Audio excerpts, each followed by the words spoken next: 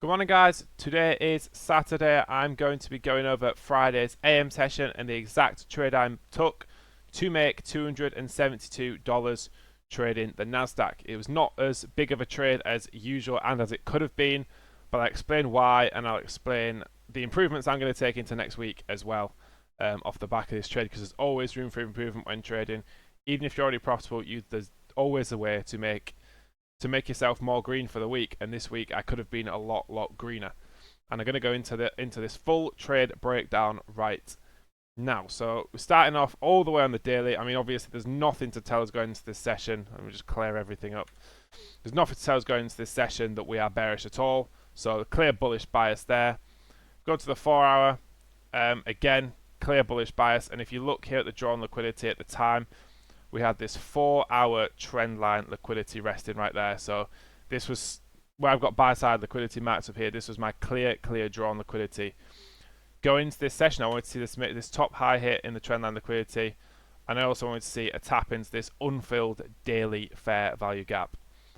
So obviously, as you come to the market, you keep coming down the time frames. Here we had a 4 hour fair value gap that we were respecting super nicely. And yeah, so everything aligns to a bullish bias here. So there was actually a super nice setup off of market open. There was this 5 minute long. However, I was not interested in entering straight off a market open, so I waited for a confirmation long, and as you can see right here, we got that confirmation long, and this is where I was looking to enter long and target buy side liquidity up here. So the confluences for this trade, I was looking for, obviously, we reset the high, so I was waiting for some type of pullback and then a delivery from a fair value gap. So as you can see in this leg right here, if we go to just the 5 minute time frame, is fine. From this low to this high at the time, we got a perfect pullback to the 50% of the leg. Now, the 50% of legs you can either bounce or blast through, and it could tell you an awful lot about the next drawn liquidity. For example, if we'd have blasted through this and closed down here, I would have fully expected to come to this low before then maybe pushing higher. But instead, we've delivered perfectly off the 50%, bounced up. So I'm looking for a long off of that. We were also, not only that, but we were also delivering from this 5 minute gap right here. Perfect delivery there. That's always what I'm looking for when I'm looking for a confirmation long.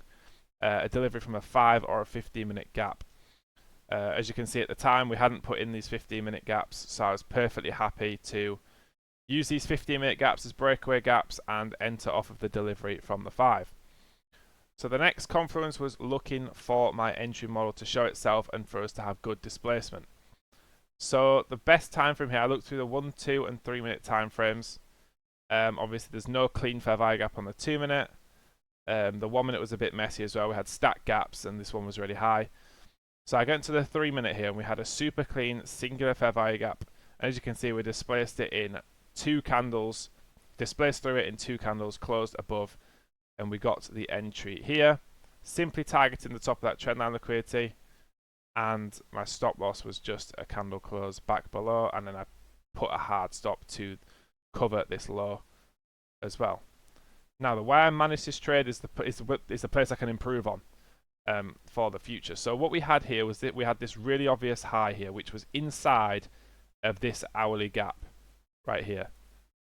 So we had this high inside the hourly gap, and this was the first drawn liquidity. Now, obviously when we have a strong drawn liquidity like this above, you would leave runners. However, at the minute, I'm risking 250 per account. I don't mind talking about how much I risk at all. So this should have been my first TP, which it was. However, you should not believe in runners, and this is criticism to myself, should not believe in a runner when you are only with 2 contracts, because that is half of your position. That is not a runner. A runner is probably when it's 25% of your position or less. So if I was in this with 4 contracts, I could have scaled 3 here, left the runner up to buy side, but I wasn't. So that's definitely something I'm going to look to improve in my trading. The same thing happened on Tuesday, I believe it was, where I left a runner as well when I didn't need to. So yeah, these base hits really add up. If you're getting full 1Rs This is why this was quite a light win for me, which you'll see in the title as well. Yeah, I scaled half of my position here. So I was in with 2 contracts, scaled 1 contract here. The second contract came all the way back down and stopped out break even as I moved to break even when we hit this high right here. So yeah, that was the trade I took yesterday. I mean, still a super good trade. Obviously, it could have been managed slightly better, but super good trade. Obviously, I moved stop loss to break even here, as I just said, and it was a risk-free trade pretty much instantly. Really, really nice in line with the draw on liquidity. That's what you always got to think about. Super clean. Bias was so bullish, and we got that 50% delivery as well as the strong momentum. And those are the main factors to trading with my model. If you are interested in learning alongside me, you can trade live with me for completely free for a full week and see if you like it. Cancel at any time. And you can also join the Discord for completely free. Get yourselves involved in the Discord. The link for that is in the description. But yeah, let me know how your trading week has been in the comments. Subscribe for more constant daily review videos, daily recaps, super in-depth, super informative. And yeah, I'll see you guys most likely next week for more content.